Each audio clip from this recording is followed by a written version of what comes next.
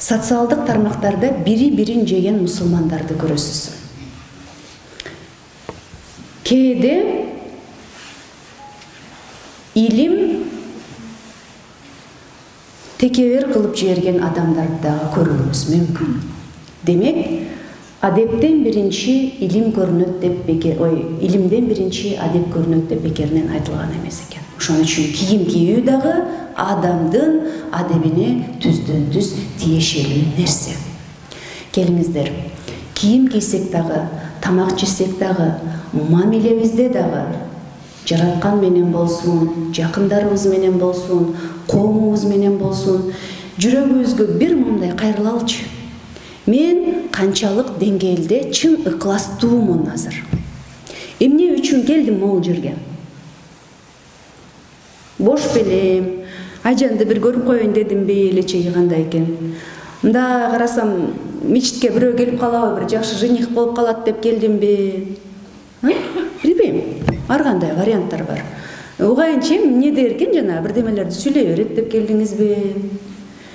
Же болбосо чындап бир нерсени издеп келдиңизби? Ушул коомго пайда тийгизип, мындай өзүм ыраазы боло тургандай, коомду иренжитпей тургандай кийген кийим кандай болот экен деп келдиңизби? Азыр эле өзүңүзгө суроо берсеңиз, өзүңүздүн канчалык деңгээлде чын ыкластуу экениңизге азыр эле жооп берсеңиз болот. Телефондорду өчүрүп коебуз, болбосо лекцияга катышпай эле койгонубуз жакшы. Келиңиздер, бири-бирибизге айтылган сынды укканды үйрөнөбүз. Сөзсүз эле сизге сын айткан адам мени көрө албай жатат деп айтып коюу эң оңой. Сизге бирөө айтат, сиз билбесеңиз деле сүйлөй бересизби десе, мен отуруп, конечно, сен мени көрө албай атасың да, сен тиякта отурсаң, мен биякта отурсам деп чыгып кетүү өтө оңой.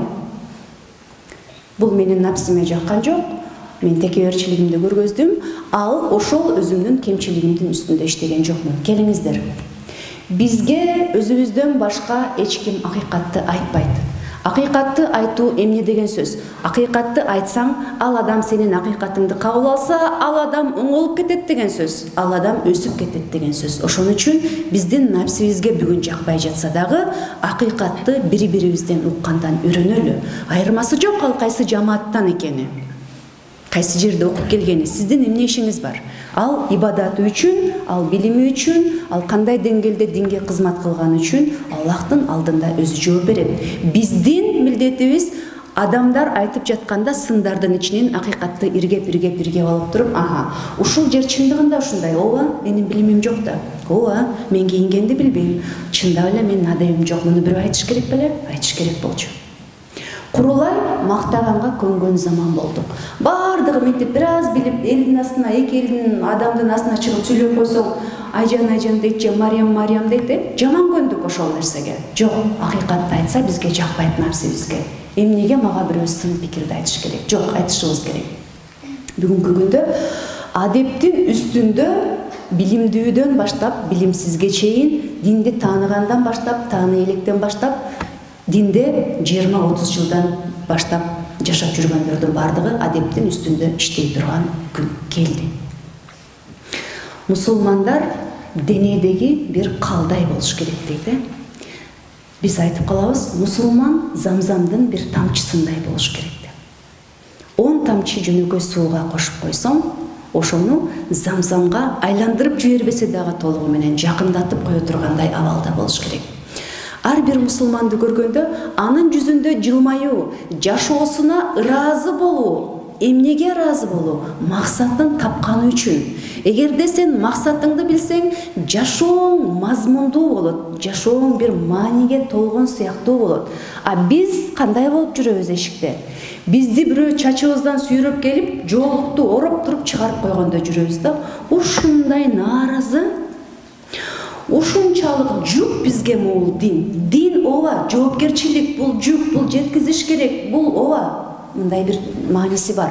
Бирок биз динге келип жоолук салынгандан кийин максатын билген адам катары күлүп жүрүү сүннөт экенин билген адам катары адамдарга динди оор көргөзбөй, адамдарга динди сүйдүрүп, адамдарга динди жактырып бир аракеттерди жасай алабызбы?